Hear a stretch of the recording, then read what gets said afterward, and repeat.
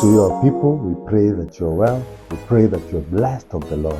This is Alex again, welcoming you back to Canada for you, where we pray to be a blessing. We continue to take this journey with you in the diaspora, even as you look to join us for school, to join us for work, to join us for ministry, even as you look to join us to start a fresh life in a new country, recognizing that the Lord has already gone before you. This is our third video. We have established quite a lot in the last two that we've made. We pray that you're able to go back to those, check them out, and even as you do, remember to like, to hit that notification bell, remember to subscribe, remember to share with your friends. In our last video, we went through a couple of things, and we established that your visa can either be denied or you can actually get it. And established that even as it is denied, even when it is denied, do not give up. Recognize that the Lord is He that goes with you. Recognize that God is He that works all things even for your very good. Do not be discouraged. Do not fear. Reapply. Go through the steps and make sure that you do all that is needed even for you to be approved. Continue praying.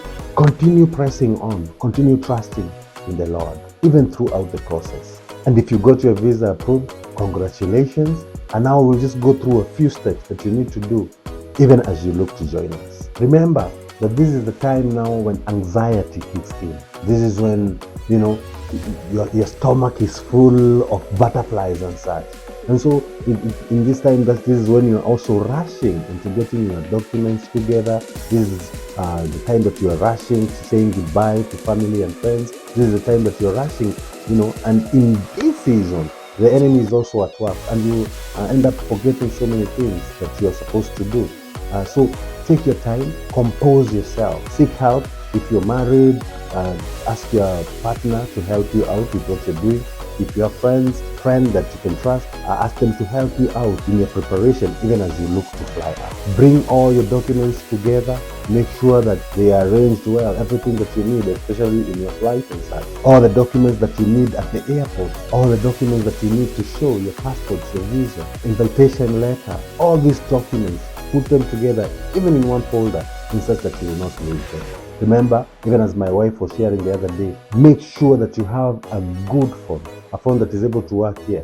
We agreed, especially with our people in Kenya, that kabambe phone, get rid of that, right? You get a nice phone that you are able to Google, you're able to research a few things, a nice phone that is able to work with you, even in a foreign country. We established that you continue to keep your communication with your contact in where you're going. If you're going to Germany, if you're going to Australia, make sure that the people that are there know the date that you're landing, that they know the flight that you're flying with. They know each and every detail about your flight. They know each and every detail of where you are going, right? What you are looking to do even as you land. It's not one time that you've picked up someone and they are stranded. They don't know exactly where it is that they're going. Make sure if you're coming for a conference that you have a letter. Your letter for that conference is available, that you have the address for the conference. You have the address for where you're staying, the address for the friend that you'll be staying with, the address of where you are looking to go. Phone numbers are very important. Make sure that you keep the phone numbers. This way you're able to contact this friend even as you enter into the new country.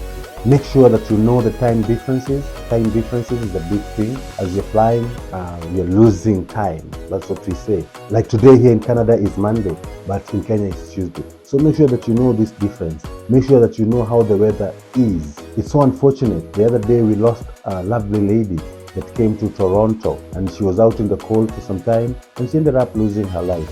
So make sure that you are well informed of the kind of weather that you will find as you land. Make sure that you have the right attire, the right clothing for different weather. I am personally encouraged, if you're looking to fly for one reason or the other, the springtime is usually very good, summertime is usually very good, but the cold is a little bit tricky when you get here and trying to cope with it and such. It can be really, really tricky. So if you do not have to fly in immediately, make sure that it is around the summertime, springtime. That's the best time. Make sure that you have the community contact for where you're going. There are so many resources that are offered in different countries. There's the police services, there's the emergency services, the refugees services and such. Make sure that you have all that in place even as you enter the new country.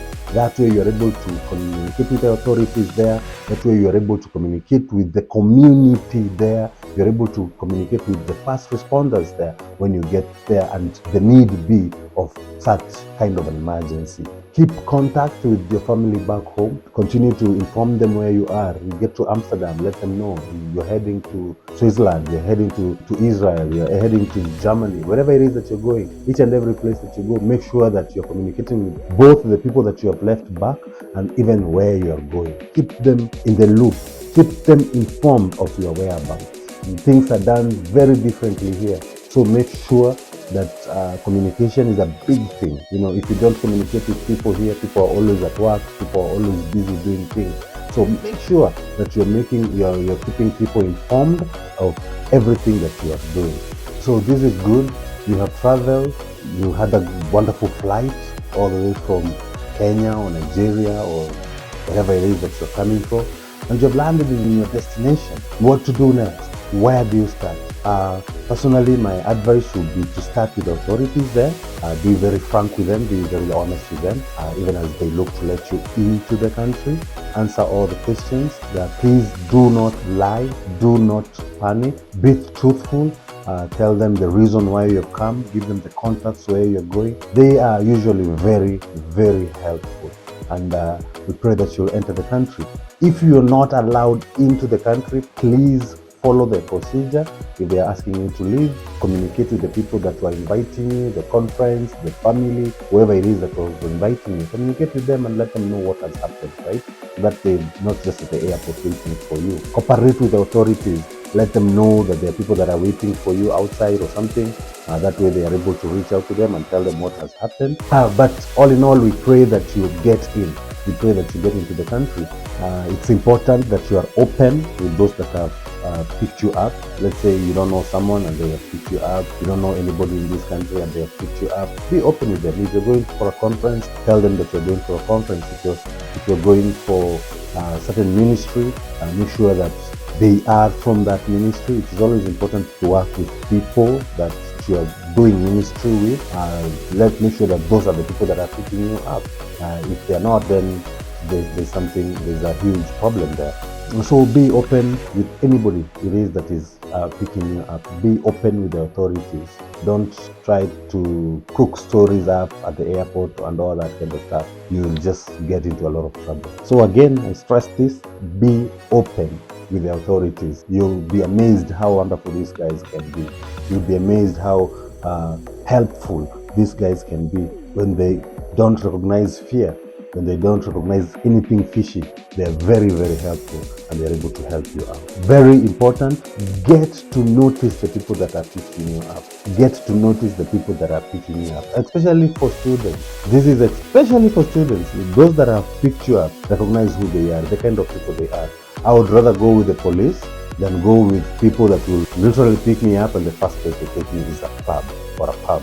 You are in trouble. If you get into Canada, or if you get into Germany, or if you get into Australia, and the first place that these people take you is a club or a bar, you are in trouble. So be very, very watchful, especially if this is not family, especially if these are people that you do not know. I'm saying this especially for young girls, even for young men. I'm saying this especially for the students. Now make sure that you recognize who is this that is picking me up. Why are we in a club? Why is this the first place that they have taken me when I just got here? This is happening a lot. Be very, very, very, very careful. I've seen students who are literally ending up into a lot of mess because the first place they got when they got here was in a club, in a bar. The mistake starts from there. So be focused on why you came here. If you came here to club, then that's your thing. If you came here for clubbing, then that's your thing, right? But if you came here to study, if you came here for ministry, if you came here for a certain conference, if you came here to visit with family, if you came here for, let the purpose, let the reason why you came here direct you and even guide you. Don't go, sideways and following other ways and such, right? Be careful of the people that are picking you up. Opening up is a big one. Open up with the right people. If you're telling your story to anybody, make sure it's the right person. Even in the airport, the authorities, there are different levels. The security who is just checking your bag, you cannot start telling him the reason why you're here, right? But there is that officer that his job is to know the reason why you're getting into the country, right? Now, those are the ones that you open up to. The same thing with the people that are picking you up. Make sure that whoever it is that you're sharing your story with, whoever you're sharing, your reasons for being here and such, the one that you're opening up with, who is it, right? Be careful of who you are opening up to. Be very, very, very careful. And open up to the right people. Sometimes we recognize that you become so careful, even when you meet people that can be a blessing to you, people that can help you out, you end up not opening up. You end up lying to them, or just, not saying what is needed to be said. And that way, that blessing is just blocked. Doesn't happen. So open up to the right people. Make sure that you contact the organizations that maybe sent you the invitation letter, the family that sent you the invitation letter, the friends, the ministry that sent you the invitation letter. Make sure that you contact them, even if they are not the ones that are picking you up. But I highly recommend, if you're coming for a certain ministry, to work with a certain NGO, to work with a certain ministry. If you're coming to a certain family, I highly recommend that you approach those to pick you up.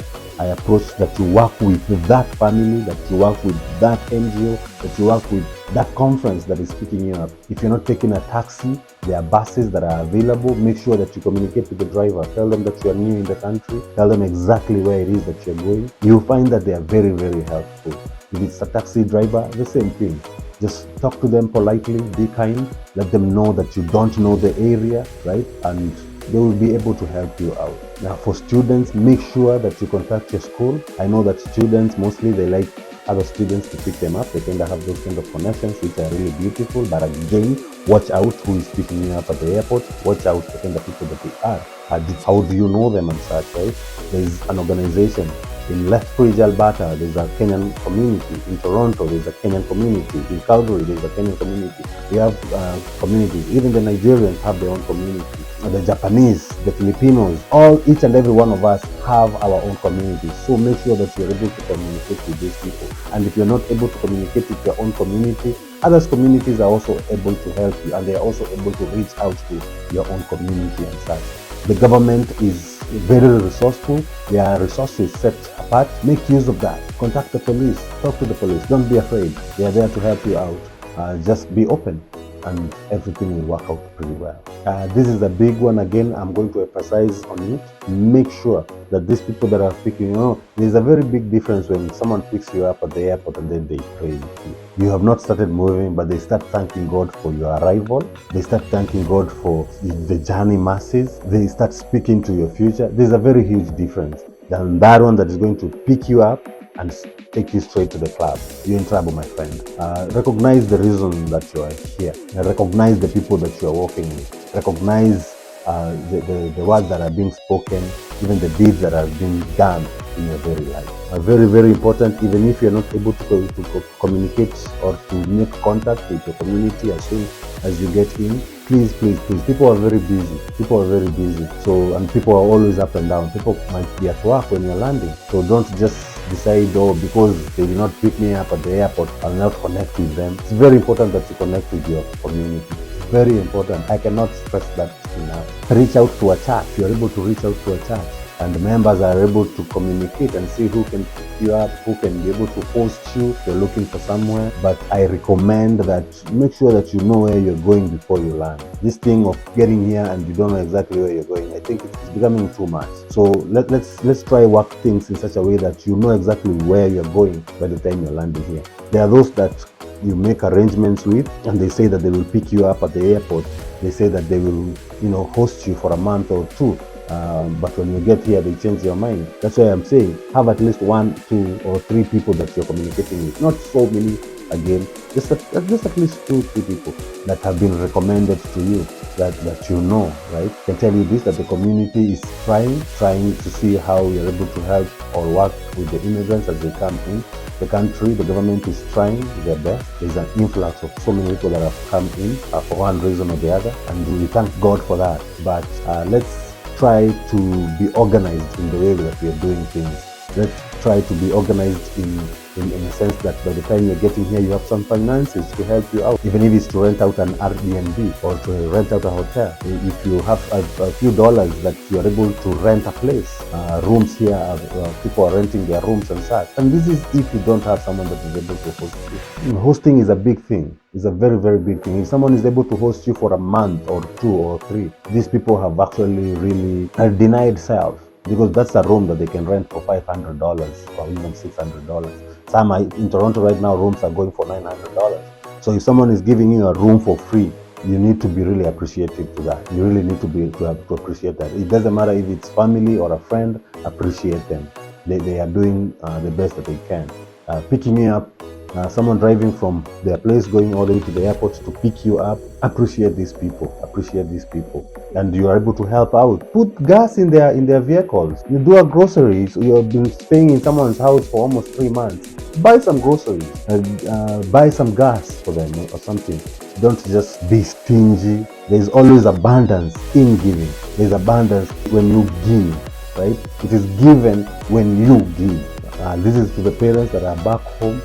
Please, if you're able to communicate or to contact a church here, or you're able to contact the community here before your child comes, it is very crucial and very important. If your son or daughter are picked up at the airport by a church, or they are picked up with a family or with the community, you also will feel safe, that your daughter is in good hands. But when you're just sending them out and you don't know who is picking them at the airport, I think it's not nice. Let's try to be responsible and organized kidogo in such a way that we are able to work things together, right? Personally, I love the fact that if someone reach out to me, a student reach out to me, I usually go back to their parents. I usually make sure that I'm in contact with their father, with the dad or the mom or the elder brother or sister, right? That way, if anything happens to this young man or young lady, they know what it is that is going on. Right? Even for those that are here, don't just bring someone in your house. Make sure that you're in communication with their family back home, especially the parents. That way you are able to work together. Students, when you get here, make sure that you contact your school again. Make sure that the application is out. Don't just get here and then start clubbing. 1 year here goes very fast. 1 year is like a week. So if you just start clubbing, by the time you know it, it's a whole semester and you're not going to school. So you need someone that you can be accountable to. This is for students. You need someone that you can be accountable to. A family that you can be accountable to. If I was asked, I would literally say that each and every student that comes to be, allocated a family in the community. This is something that the community can look at, in such that for every family has at least 1 or 2 students that they know, right? If they're international students from Kenya, for instance, international students from Sudan, for instance, that a family knows there's a student here, 2 or 3 students, and they are responsible for them. They're able to look at their well-being, especially those that are in the church. I find that in the church here, you're able to do more than we're doing today. You're not financially responsible for them, but just to check up on them, to make sure that they are going to school, to make sure that they have everything that they need. They're living a good life, that they are well. It is very important, especially we believers. So parents back home, if you're able to communicate with people here, please do so. Don't just send your kids out there and you don't know anybody, you don't know where they are. I know that maybe we do this in Kenya, but this is a different country. And different ways of doing things, different way beliefs, different way of literally everything. Just an opinion. I pray that it can come to fruition in such that by the time the student comes here, there's a family that is waiting for this student, that they can host the student before they take the student to school. Life is bearable, life is good. Even Christmas time, maybe they can tell the student, come over for Christmas. I see so many other people or so many other cultures doing that. I don't know why we don't do that kind of thing, but I think it is important. If you're coming for work, make sure that you got your resumes with you. Make sure that you avail your resume to these resources that are offered here. A resume, the way a resume looks in Kenya is not the way a resume looks in Canada. Trust me on that. Make sure that you're able to use these available resources for your resume to be looked at, and improve where improvement is needed. Make sure that you contact that place that you're coming to work, and life is good that way. Let us recognize integrity, especially for those that are coming in for ministry. Character, be a person that is working in a godly way, in a goodly way, and favor will just follow. Be right on things. Don't let things pass. Recognize that so many people that come in, sometimes you need a lawyer, sometimes there are appointments that are made by this lawyer. Make sure that you attend these sessions. If there's documents that you need to pick up or drop off at any government resource, make sure that you get there, right? Here we keep time, it's not that Kenyan time. So if your appointment is at 7, trust me, it's gonna start at 7. Make sure you don't miss these appointments. Make sure that if each and every document that you are requested to drop in, that you drop it in. There are agencies for those students that come in and then they're allowed to work. Make sure that you check out the agencies that are available to get a job. Start on this as early as possible. It's hard starting over with the little money that you have or no money at all. So it's important that you start things immediately in such a way that you're able to take care of yourself. We start with any kind of jobs, mostly warehouse work. Make sure that you get yourself connected with a good agent or a good agency and you start working. If there are any health issues that are needed to be recognized, please check out the hospitals. Go to the hospital, get checked out. Let a pharmacist know if you're here as a student, if you're here for work, if you're here for ministry. Please don't just stay with it, right? Go out, make sure that it's known. Even with the community members, right? If you have a health issue, if anything happens to you, then the community will have to pick up the pieces. So just make sure that it's all recognized even as you get home. Again, very important, keep communication with the people back home. Involve them in each and everything that you're doing. Remember to pray about everything. Remember to ask God for direction. Remember to ask God for guidance. Connect with the community. Connect with the church. Do everything that is needed for you to be done by the government, by the authorities. Take care of yourself, your mental self. Your mental state is very important. Your health is very important. Please don't keep issues to yourself. If you're going through something, make sure that you're able to share this with someone. It's I don't know if to say embarrassing or something when there's all these Kenyans that are coming in, or these Nigerians, or these Sudanese that are all coming in, and they are all coming in, and there's issues. You hear, there's some Kenyans on the streets. There's a Kenyan that is being deported. There's a Kenyan that died. All these kind of issues. We are able to work with them if you are off. Check out the leaders in your community and share these things with them. Check out the ministers. We have so many pastors in Toronto. We have so many pastors here in Calgary. Let them pray with you. Let them guide you. Let them, share with you. Some of us have been here for years and years, right? There's something that you don't have to go through. We are just able to sit down and talk about, and you don't have to go through. So open up, talk. And even as you speak, please be honest. Your help only comes in when you are honest. We have mentioned that you be careful with the kind of relationship that you're keeping. Be with men and women that are able to impart life, men and women that are able to walk with you. I encourage that you get involved with the community events that are happening here and there. If you hear there is a barbecue here and there, just go, right? Don't just decide to stay because you like being by yourself and such. If anything happens, this community that you belong to is the only community that's going to be there for you. So I encourage, be involved with what the community is doing. Be involved with what the church is doing. Be involved with what the family is doing if you came in with a family. Stay out of trouble. Canada is very high on law, right? You've got to follow the law. No drinking and driving, especially for the young people. Make sure that you're not getting into all these kind of messes. They will take a toll in your life. Ask me, I'll tell you about that. So make sure that you're doing the right thing. If you're supposed to be in school, please be in school. If you're supposed to be working, please be working, right? Work together with these institutions that are placed. Work together with these laws that have been placed by the government and such, right? Follow the rules, man. If you don't do that, a place like Canada, you're not gonna go far.